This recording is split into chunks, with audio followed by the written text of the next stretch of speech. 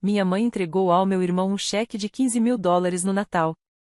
É para o seu negócio, anunciou com orgulho. Ela nunca tinha me dado nenhum dólar. Quando eu apontei isso, meu pai disse: Você não precisa de ajuda. Está indo bem. Eu sorri. Você tem razão. Estou mesmo. Então parei de contribuir para o Fundo Familiar de Emergências. Eu vinha bancando aquilo sozinho havia 6 anos. 3 meses depois, o carro do meu pai quebrou. Ele ligou. E o fundo de emergência? Perguntou. Que fundo? Respondi. Minha mãe levantou a taça e bateu nela com um garfo, como se estivesse comandando uma festa corporativa, não à véspera de Natal numa casa simples de 2 quartos. Antes da sobremesa, ela disse, radiante: Seu pai e eu temos uma pequena surpresa. Meu irmão mais novo, Mark, já estava na metade do segundo prato de presunto, falando sobre escalar um negócio de jardinagem. Ele sempre dizia escalaram quando queria dizer comprei mais um equipamento parcelado. Minha mãe enfiou a mão na bolsa, puxou um envelope branco e entregou direto a ele. Para o seu negócio, anunciou orgulhosa. Para você realmente fazer isso decolar. Mark riu, já abrindo o envelope. Mãe, o que você fez? Ele puxou o cheque pela metade, e eu vi os números antes dele. US$ 15.000. Meu garfo parou no caminho até a boca. Uau, Mark soltou, sem fôlego. É sério? Meu pai deu um tapinha no ombro dele. Você precisa de uma ajudinha para começar. É para isso que serve a família. Eu encarei o cheque e depois encarei os dois. As palavras saíram sozinhas: Mãe, pai, vocês nunca me deram $1. A sala ficou silenciosa daquele jeito pesado e estranho. A TV da sala ainda passava algum especial de Natal, dava para ouvir risadas enlatadas. Minha mãe piscou.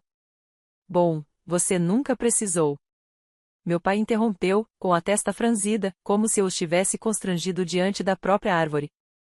Você não precisa de ajuda, Will. Você está indo bem. Olhei para ele, para Mark e para o caderninho vermelho do Fundo Familiar de Emergência, em cima do aparador, onde minha mãe anotava as contribuições. 6 anos de transferências, horas extras, fins de semana sacrificados, recusas a férias porque era melhor colocar algo no fundo de emergência dos seus pais. Senti algo se encaixar, como uma catraca apertando. Sorri não grande, só o suficiente. Você tem razão, disse baixo. Eu estou indo bem. Minha mãe relaxou, interpretando aquilo como se eu estivesse recuando. A sobremesa chegou. Mark começou a falar em comprar um reboque novo e uma lavadora de alta pressão. Mas, enquanto todos passavam os pratos e discutiam se Duro de Matar é ou não um filme de Natal, eu já sabia, aquela noite tinha sido a última vez que um centavo do meu dinheiro iria para aquele fundo familiar de emergências. Eu sou William. Tenho 35 anos, sou mecânico em Cleveland, Ohio. Solteiro, sem filhos, apartamento pequeno, uma velha caminhonete Chevy. Nos últimos 6 anos, fui o responsável não oficial da família e a única pessoa que realmente financiava a suposta rede de segurança dos meus pais. E o Natal não foi a primeira vez que eu os vi usar a minha responsabilidade como um caixa eletrônico para todo mundo, menos para mim. Foi apenas a primeira vez em que eu realmente tinha chegado ao limite. Crescendo, as regras lá em casa eram simples. Se o Mark queria alguma coisa, era um investimento no potencial dele. Se eu queria algo, a resposta era que dinheiro não nasce em árvore. Temos 3 anos de diferença. Eu sou o mais velho.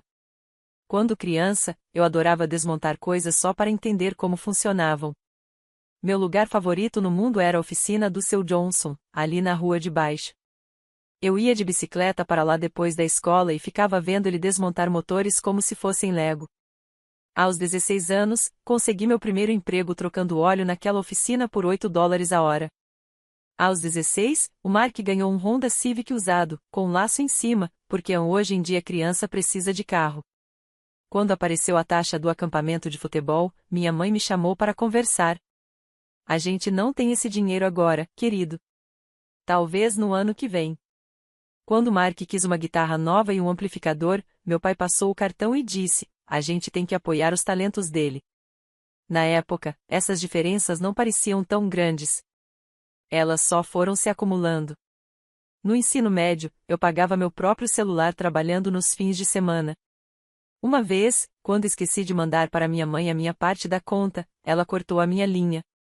Quando Mark estourou o limite de dados 3 meses seguidos, meu pai apenas suspirou e disse: essas crianças de hoje vivem no celular, e pagou a conta em silêncio. A faculdade foi mais do mesmo. Fiz um curso técnico de 2 anos em tecnologia automotiva numa community college, indo e voltando de casa para economizar. Estudava de dia e trabalhava à noite numa oficina de rede, juntando certificações, pagando minha própria mensalidade e as parcelas. O Mark tentou a faculdade, largou depois de um semestre e passou o ano seguinte a se encontrando no sofá dos meus pais. Quando me mudei, aos 23 anos, para meu primeiro apartamento minúsculo de um quarto em cima de uma lavanderia, minha mãe me deu um pote de Tupperware com comida e um abraço. Quando Mark se mudou para o primeiro lugar dele, aos 25, meus pais pagaram o depósito de segurança, o primeiro aluguel e ainda compraram um sofá novo, para se sentir em casa. Em algum momento da metade dos meus 20 e poucos anos, surgiu a ideia do fundo familiar de emergência. Meu pai tinha acabado de passar por um pequeno susto no coração. Nada catastrófico, mas suficiente para abalar todo mundo. Ao mesmo tempo, o telhado da casa deles começava a vazar. Não queremos ser um peso quando formos mais velhos, disse minha mãe no almoço de domingo. Então pensamos que todo mundo podia contribuir um pouquinho todo mês para um fundo. Assim, se acontecer algo grande, tem dinheiro para consertos ou despesas médicas. Soava razoável, até inteligente. Só $200 por mês de cada um, disse meu pai. Não é muito.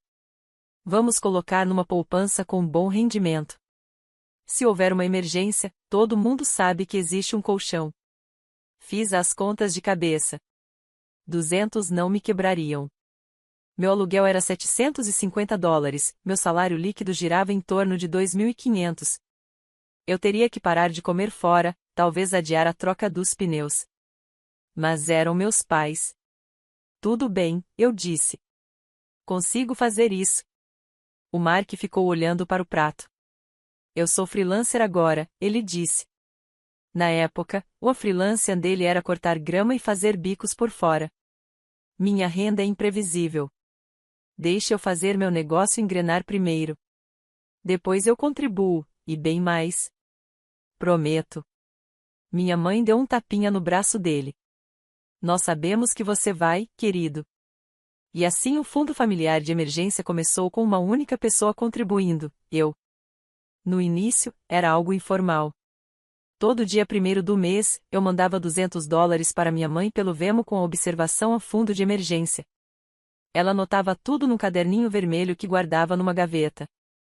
Ao longo dos anos seguintes, minha carreira avançou. Me certifiquei como técnico Master ASE. Comecei numa concessionária e depois fui para uma oficina independente bem movimentada, onde o salário era melhor, mas as horas, mais longas. Meus pagamentos aumentaram e o compromisso também. Você pode aumentar sua contribuição para 300? Meu pai perguntou depois que um cano estourou no porão deles. Tivemos que colocar o conserto no cartão de crédito. Vamos pagar com o fundo. Claro, eu disse. Depois veio, só por um tempo, você consegue fazer 400? O remédio da sua avó aumentou. Sempre havia um motivo. E toda vez eu me dizia que era só ser um bom filho, só ajudar, só temporário. O Mark, segundo a minha mãe, colocava o que dava, quando dava. Eu nunca vi uma única transferência dele. Quando cheguei aos 30, eu tinha meu próprio fundo de emergência de talvez $1.500 numa poupança simples e uma caminhonete usada com 120 mil milhas. Trabalhava 10 horas por dia, 6 dias por semana.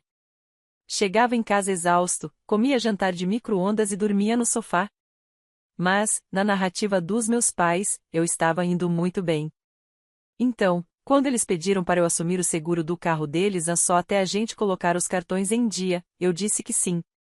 Quando o aluguel do Mark atrasou e eles insinuaram que talvez fosse mais fácil se você pagasse direto para não virar bagunça, eu cobri metade.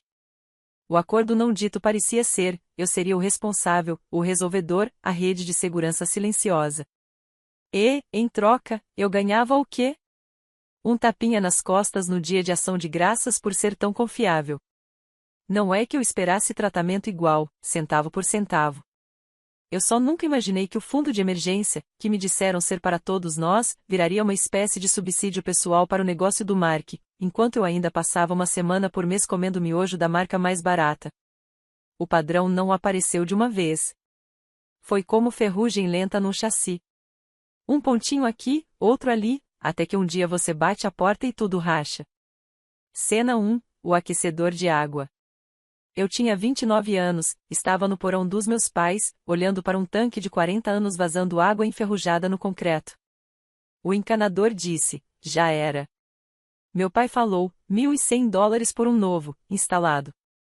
Ele parecia constrangido. Meus pais não são pessoas espalhafatosas. Compram em promoção, recortam cupons, reutilizam sacos Ziploc.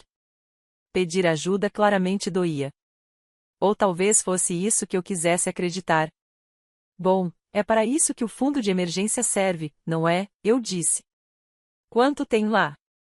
Minha mãe puxou o caderninho vermelho. Depois do telhado e do cartão de crédito, sobraram cerca de $3.200. Ok, eu disse. Usem. Estávamos esperando que você pudesse, sabe, colocar um pouco a mais este mês, acrescentou meu pai, para não esvaziar tanto. Quanto vocês estão pagando agora? Perguntei. 300, disse minha mãe. Você já vem fazendo isso há um tempo. Faz 500 este mês, meu pai disse rápido. Se der. Só desta vez. Só desta vez. Voltei para casa, abri o aplicativo do banco e aumentei a transferência para $500. Adiei a troca do pneu traseiro careca da minha caminhonete. Quando meu gerente apontou isso numa inspeção, eu dei risada e disse, eu sei. Cena 2, o negócio.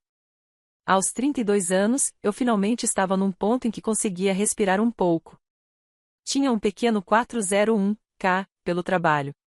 Meu fundo pessoal de emergência já era um valor mais respeitável, $4.000. Eu até tinha tirado 3 dias de folga para acampar. O Mark, por outro lado, tinha descoberto o empreendedorismo. Paisagismo é sazonal, ele disse no almoço de domingo, balançando o garfo como se fosse um controle de apresentação do TED. Preciso expandir para remoção de neve e lavagem à pressão. Encontrei um reboque incrível. Só $12.000. Com o equipamento certo, dá para triplicar minha renda. Que maravilhoso, disse minha mãe. Ele sempre foi tão ambicioso. Nós estávamos pensando, meu pai começou, cortando a carne com cuidado, já que você está indo bem, talvez pudesse emprestar um pouco para ele começar. Só alguns milhares das suas próprias economias, não do fundo de emergência. Esse a gente não mexe. Ele literalmente se chama Fundo Familiar de Emergência, eu disse. Se alguém está começando um negócio, isso não soa muito como emergência. O Mark revirou os olhos. É um investimento. Você poderia até ser um sócio silencioso. Eu já trabalho 60 horas por semana, respondi. Não preciso de um negócio paralelo e preciso da minha própria rede de segurança. Se eu estourar o câmbio, não consigo trabalhar. Silêncio. Minha mãe tentou um tom mais suave. Querido, você conhece seu irmão. Ele só precisa de um empurrãozinho. Você sempre cai de pé. Eu não emprestei dinheiro ao Mark. 2 meses depois, descobri no churrasco que meus pais tinham dado um jeito de ajudar. A gente juntou 5.000, disse minha mãe, orgulhosa, enquanto Mark mostrava fotos do novo reboque no celular. Pais têm que apoiar os sonhos dos filhos, né? Fiz as contas sem querer. Só no último ano, minhas transferências pro fundo de emergência tinham sido de $500 por mês, 6.000 no total. Por curiosidade, perguntei, de onde saíram esses 5.000? Minha mãe hesitou. Bom, um pouco da poupança, um pouco do fundo de emergência, mas vamos devolver. É tudo em família. Meu estômago afundou. Então foi isso.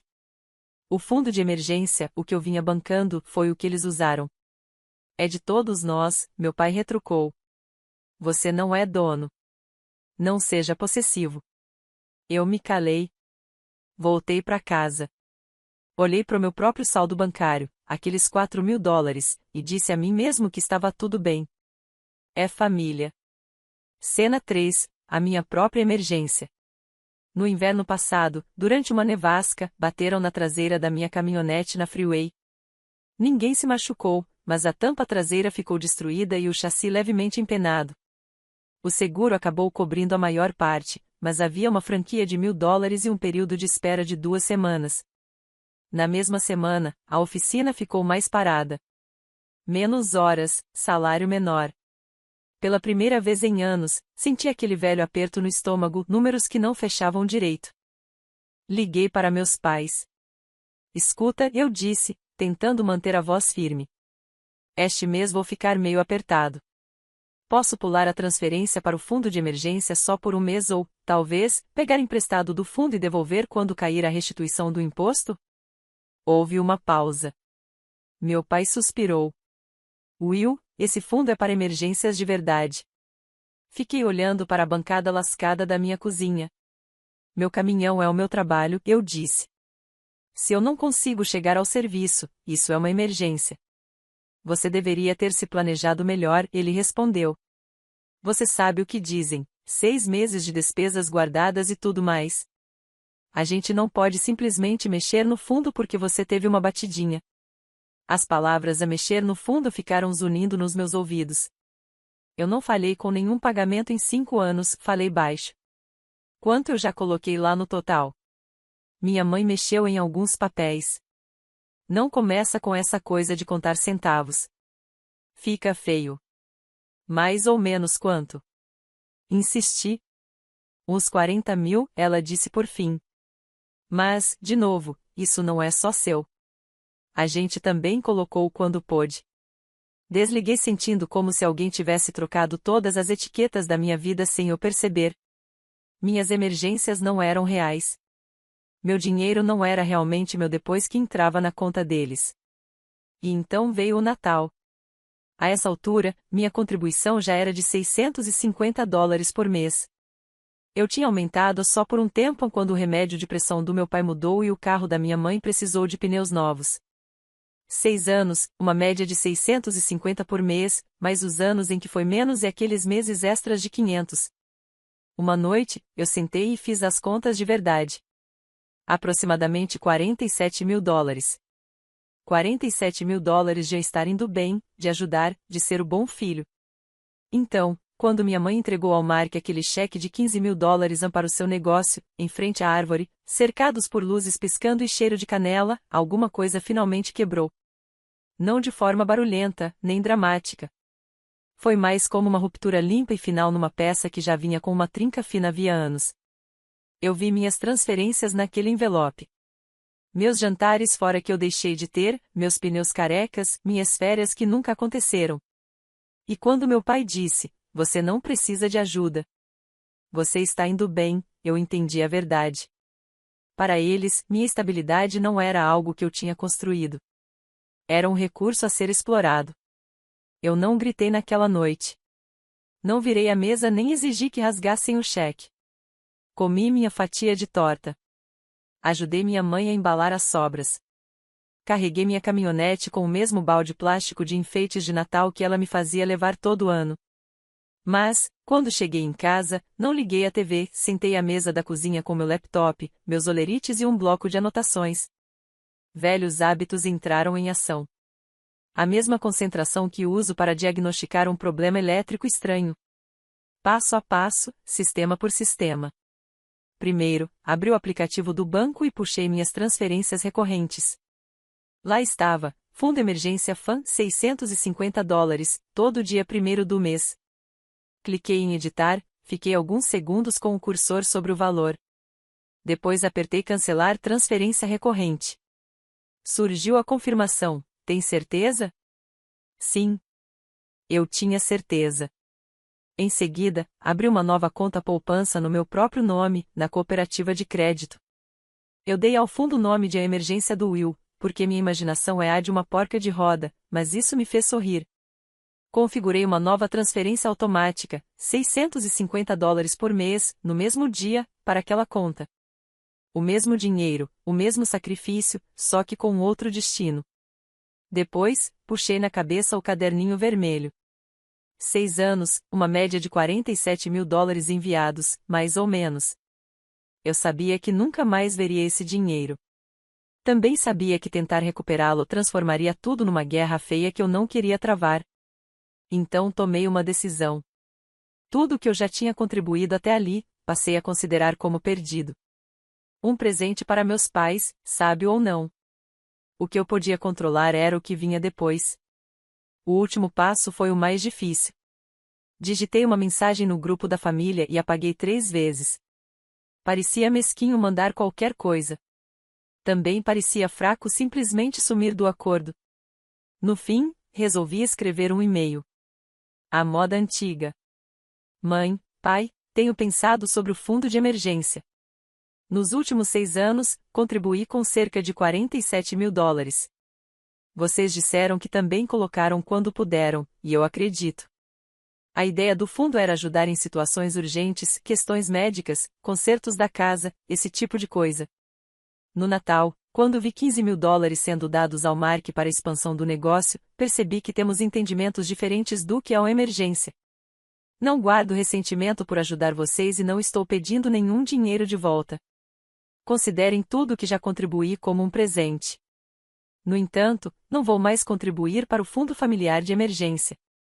Cancelei a transferência automática e, daqui para frente, vou construir minha própria reserva. Isso não é punição. É eu assumindo a responsabilidade pelo meu futuro. Amo vocês dois, mas não posso continuar no mesmo papel, Will. Li 2 vezes, conferi se não havia sarcasmo, nem indiretas, só fatos. Então cliquei em enviar. No dia seguinte, na oficina, entre trocas de óleo e um serviço de correia dentada, fiz mais uma pequena mudança. Boa parte da minha ajuda aparecia como trabalho gratuito, fazendo freio para amigos do Mark só pelo custo das peças, consertando o carro da minha mãe no meu dia de folga. Então imprimi um aviso simples e colei na parede da minha garagem alugada e apertada em casa: desconto para família e amigos, 25% na mão de obra. Não 100% grátis. Era quase uma piada. Quase. O limite era simples no papel. Nada mais de dinheiro indo para um fundo que eu não controlava e do qual não me beneficiava. Nada mais de trabalho grátis por obrigação. Depois que essas 2 alavancas foram puxadas, não havia muito que meus pais pudessem pressionar sem mostrar as cartas. E foi exatamente isso que aconteceu 3 meses depois, quando meu celular começou a vibrar enquanto eu estava embaixo de um canri de um cliente trocando o motor de arranque. O telefone vibrou 3 vezes seguidas no bolso do macacão. Ignorei até apertar o último parafuso. Quando limpei a graxa das mãos e olhei a tela, vi 6 chamadas perdidas do meu pai e uma da minha mãe. 2 mensagens novas pescavam no topo: pai, me liga. Urgente. Mãe, seu pai está parado na estrada. Saí da baia para o ar frio de março e retornei a ligação. Meu pai atendeu no primeiro toque. Will, finalmente, meu carro morreu. Apagou na freeway. Ele conseguiu mandar rebocar para Jeans, a oficina de rede para onde ele sempre vai quando não quer me incomodar, geralmente depois de ignorar a luz do motor por 6 meses. Eles dizem que é o alternador e a bateria. $1.200. Eu não tenho esse dinheiro. Encostei na parede de tijolos, olhando a lama cinza derretendo junto ao meio-fio. Que droga, eu disse. E falei sério. Ficar parado assim é horrível. Disseram que dá para ficar pronto hoje, se eu pagar.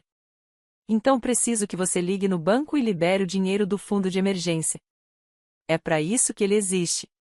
Aí estava. Pai, eu disse devagar, não existe fundo de emergência para eu liberar. Ele bufou. Como assim? Você coloca dinheiro todo mês. Eu parei em dezembro, respondi. Te mandei um e-mail sobre isso. Um e-mail? Eu não tenho tempo para ler redações. Por que você pararia? Isso é exatamente uma emergência. Você me disse, interrompi com calma, que eu não precisava de ajuda. Que eu estava indo bem. Silêncio. E a pessoa que precisou de ajuda, continuei, recebeu um cheque de 15 mil dólares para o negócio, daquele mesmo dinheiro. Isso foi diferente, ele retrucou. Foi uma oportunidade. Palavras diferentes, eu disse. Mesma conta. Eu ouvi a respiração pesada do outro lado. Então é isso, ele disse por fim. Você vai me deixar na mão? Não, respondi. Estou trabalhando agora. Quando eu sair às 6, posso passar aí, dar uma olhada no carro com você e ver se tem uma opção mais barata. Também posso te ajudar a montar um parcelamento com a Jeans ou outra oficina, mas eu não vou pagar por você.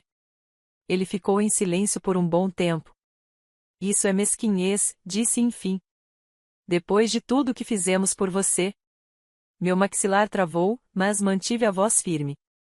Não é mesquinhez, eu disse. É eu cuidando das minhas próprias contas, do mesmo jeito que você vai ter que cuidar das suas.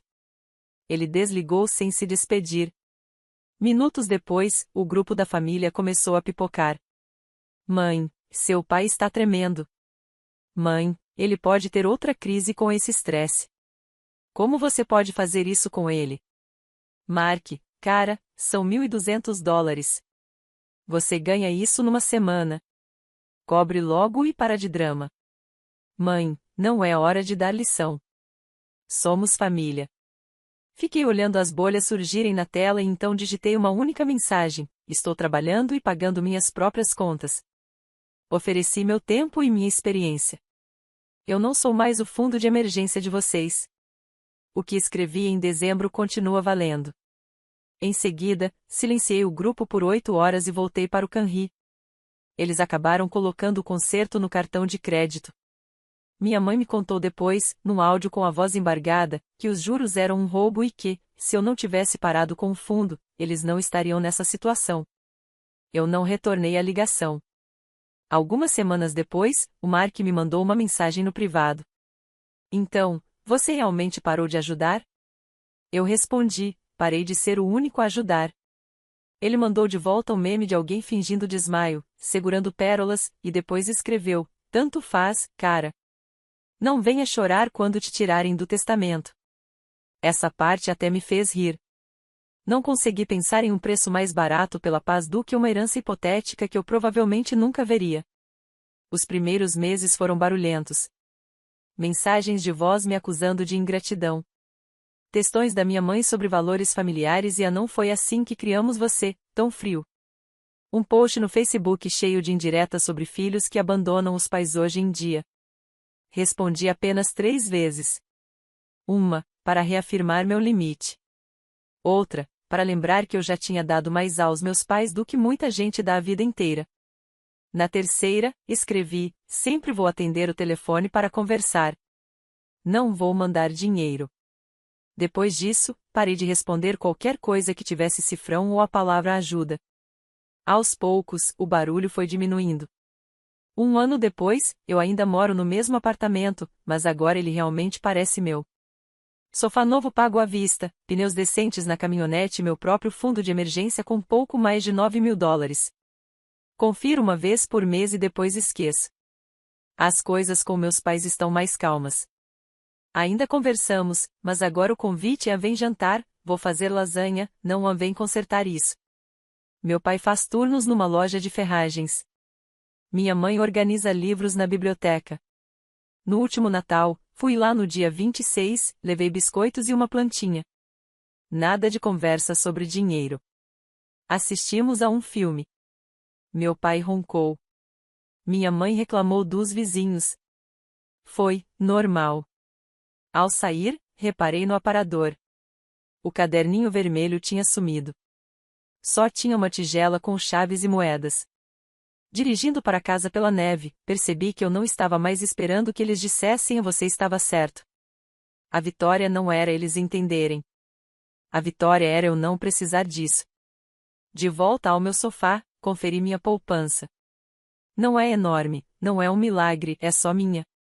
Construída aos poucos, em vez de desaparecer num buraco negro chamado família. Eu fico do lado do Will porque, na véspera de Natal, os pais dele entregaram ao Mark um cheque de $15.000 para o negócio, enquanto Will vinha mandando cerca de $650 por mês, algo em torno de $47.000 ao longo de 6 anos, para o fundo familiar de emergência. E quando ele precisou de um único mês de fôlego depois do acidente com a caminhonete, disseram que ele deveria ter se planejado melhor. O que essa história ensina é que dinheiro compartilhado sem regras compartilhadas vira obrigação. Primeiro, se houver um fundo, mantenha-o numa conta com acesso transparente e uma definição escrita do que é a emergência, incluindo quem aprova saques. Segundo, mantenha sua própria reserva de emergência separada e registre mudanças de limites por escrito, como o e-mail de dezembro do Will, para que exista um histórico quando a ligação do alternador de $1.200 chegar em março. Qual é a lição que você tira dessa história? Você reescreveria as regras do fundo, ou pararia de contribuir?